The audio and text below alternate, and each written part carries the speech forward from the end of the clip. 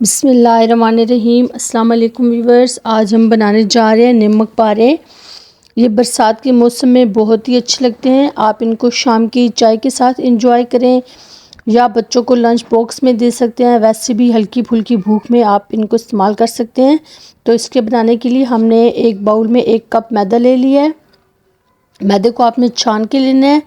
उसके बाद इसमें हम डालेंगे 1 पिंच अजवाइन, हाफ़ टी स्पून ज़ीरा और 1 टीस्पून नमक।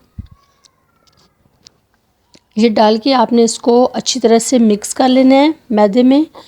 उसके बाद इसमें हम डालेंगे 1 टीस्पून घी।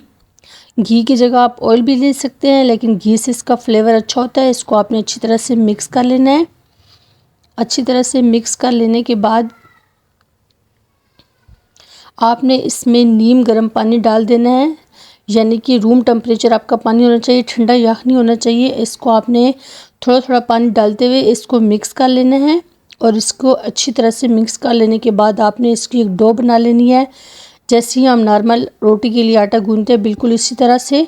उसके बाद आपने इसका एक पेड़ा सा बना के रख देना है और आखिर में इसके ऊपर घी लगा दें।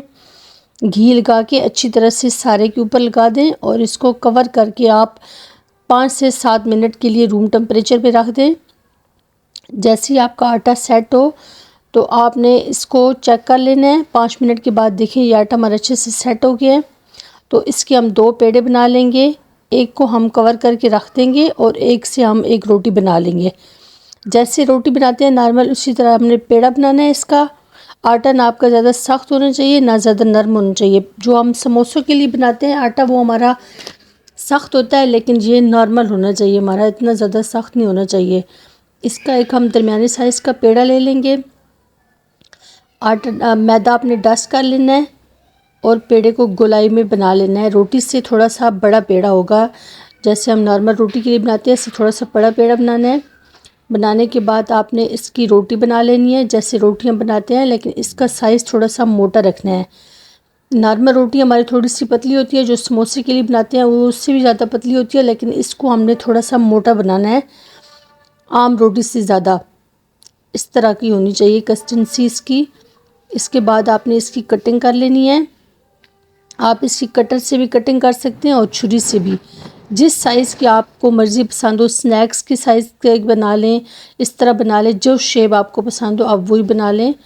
इंशाल्लाह इस रेसिपी को फॉलो करते हुए अगर आप बनाएंगे तो आपके नमक पारे बहुत ही क्रिस्पी होंगे। ऑयल को आपने गरम कर लेना है।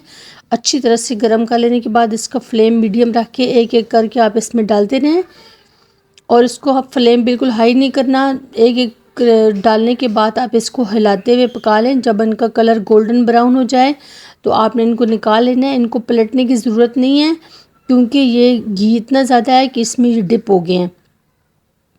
अब आपने इनको गोल्डन ब्राउन कर लेना है। सारे आप एक ही दफ़ा डाल देंगे। जो आपका आटा बच गया आप उसको सेव करके रख सकते हैं, उससे आप दोबारा से भी नमक पारे बना सकते हैं। ये देखिए ये कलर इनका बिल्कुल सही है। अगर आपको ज़्यादा डार्क पसंद है तो डार्क बना लें, वैसे ये ठीक है। इसका फ्लेम ऑफ करके इसको निकाल लें आप। नमक पारे आपके रेडी हैं। इस तरह डालने से आपका घी अच्छी तरह से इसमें से निकल जाएगा।